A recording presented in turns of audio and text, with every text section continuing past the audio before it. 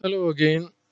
Today again we will continue with the introduction on IELTS writing. Earlier we discussed some information regarding tasks 1 and 2 and the focus was on task 1 in lessons 1 and 2. Today we will take lesson 3.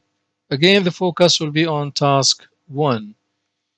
But previously we talked about three types of graphs, which are the bar chart, the pie chart, and the line graph, which come under task 1. Today we will continue with the forms of information put in different forms like diagrams, flow charts, and tables. They come also under task 1.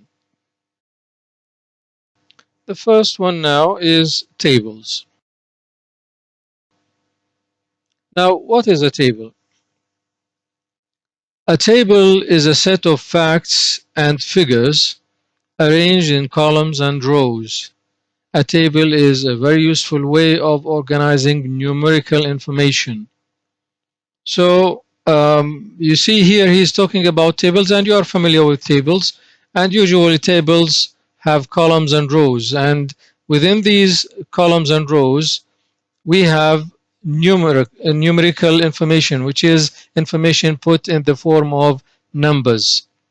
So when we have numbers, the best way to represent that is using a table.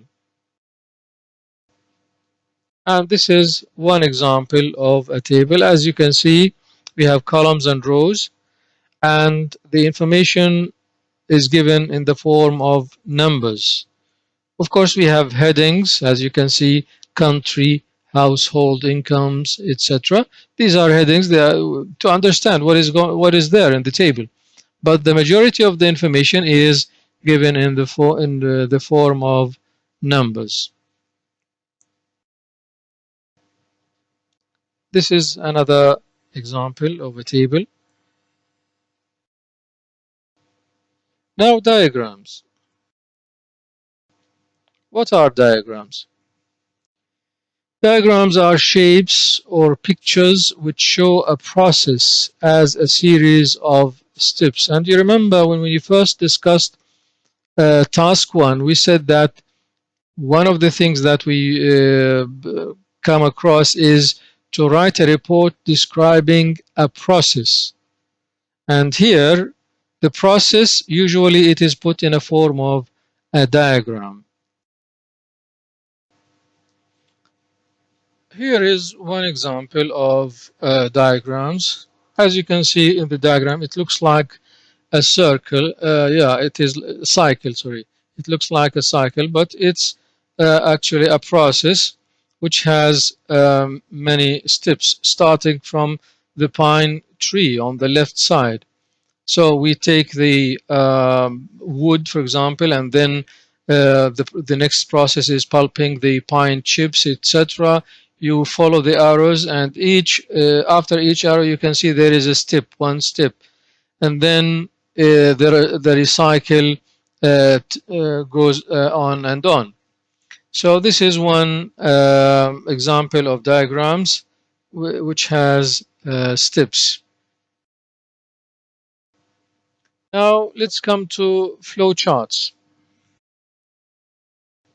What is a flow chart?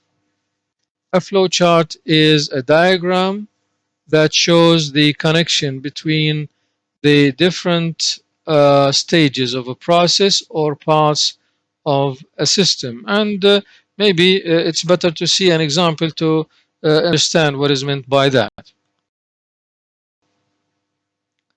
Now, this is a simple example of a flow chart. You can see there aren't many steps in this flow chart, but you can again notice the connection between each step and the following one using the arrows. So here you have to go from start to end following the arrows. This one is a little bit complicated. As you can see, we have too many steps and too many arrows to follow. So this is a complicated example of a flow chart.